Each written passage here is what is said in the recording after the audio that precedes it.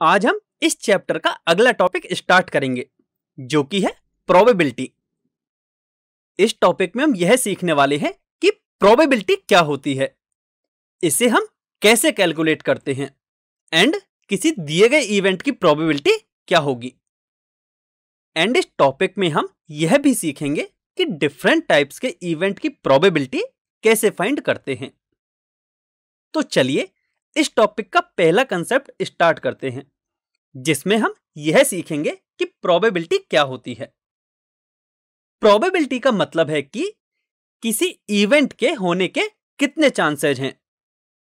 हम जानते हैं कि किसी रैंडम एक्सपेरिमेंट के लिए सैंपल स्पेस S होता है। अब माना सैंपल स्पेस में एक इवेंट E डिफाइन है, तब इवेंट E के होने की प्रोबेबिलिटी इवेंट E के फेवरेबल आउटकम्स के total numbers and possible outcomes के टोटल नंबर्स के रेशियो के इक्वल होगी।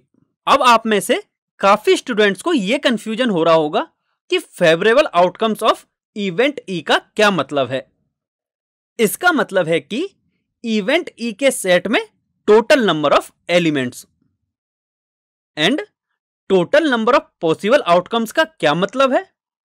इसका मतलब है कि सैंपल स्पेस में total number of elements.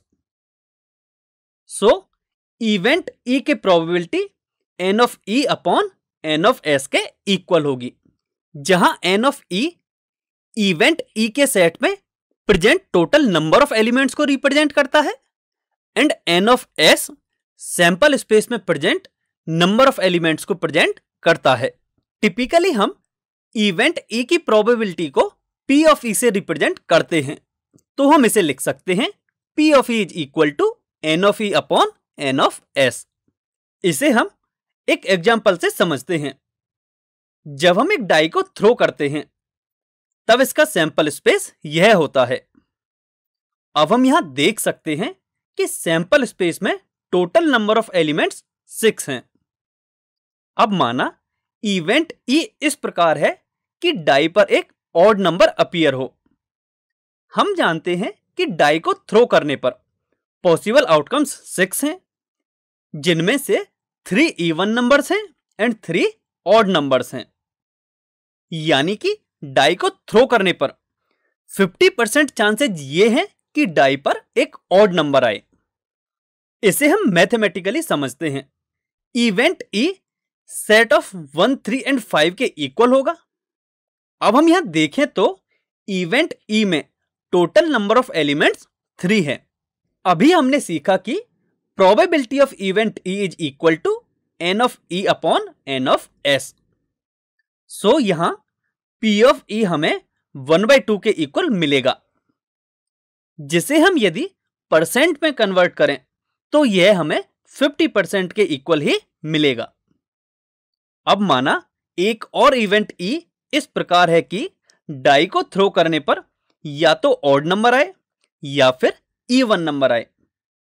So event E set of 1, 2, 3, 4, 5, 6 के इक्वल होगा, जो कि सैंपल स्पेस के इक्वल ही है। यहां हम देखें तो इवेंट E में टोटल नंबर ऑफ एलिमेंट्स 6 के इक्वल हैं। अब इस इवेंट की प्रोबेबिलिटी फाइंड करेंगे तो यह हमें 1 के इक्वल मिलेगी। हम यहां क्लियरली देख सकते हैं कि इवेंट E के elements and sample space S के एलिमेंट्स इक्वल ही हैं। तो यहां से हम यह कंक्लूड कर सकते हैं कि इवेंट जो कि सैंपल स्पेस के इक्वल है कि प्रोबेबिलिटी ऑलवेज 1 के इक्वल होती है।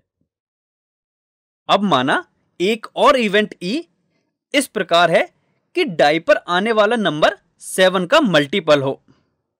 हम जानते हैं कि एक डाई को थ्रो करने पर हमें 1 से 6 तक का कोई भी एक नंबर मिलता है, जिनमें से कोई भी नंबर 7 का मल्टीपल नहीं है। सो हम कह सकते हैं कि यह एक इम्पॉसिबल इवेंट है एंड इसके होने के चांसेस 0 हैं। अब हम इसे मैथमेटिकली समझते हैं। सो इवेंट E 5 के इक्वल होगा, that means n of E is equal to 0 होगा। अब इवेंट ई की प्रोबेबिलिटी फाइंड करें तो यह हमें 0 के इक्वल मिलेगी। यहां हम क्लियरली देख सकते हैं कि इन सभी इवेंट्स की प्रोबेबिलिटी 0 से 1 के बीच में है, जो कि इस सैंपल स्पेस में डिफाइन है।